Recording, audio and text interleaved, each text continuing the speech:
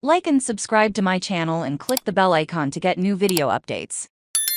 How and why real estate documents grow. The owner of a building in suburban New York entered negotiations with a potential buyer.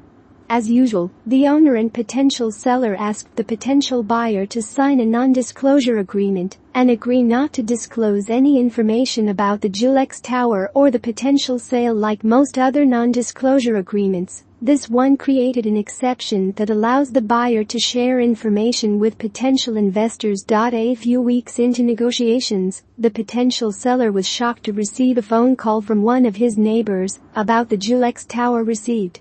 The neighbor had received something from someone else who had received it from someone else. An offering memo for Julex Tower. An opportunity presented itself to invest in the purchase of the tower.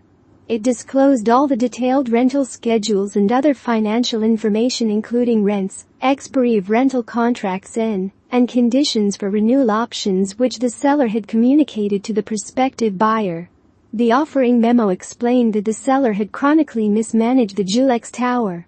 The buyer planned to better manage the building. The neighbor was actually a potential investor. He may have invested in a small percentage of the Julex Tower acquisition. The same could be true for every doctor, dentist, and attorney in town or anywhere else in the United States or the world. The buyer technically complied with the non-disclosure agreement, as the information about Julex Tower was only disclosed to potential investors, albeit potentially thousands of them. The confidentiality agreement in question was no different from hundreds of similar agreements in circulation today. They usually permit disclosure to potential investors without further restrictions.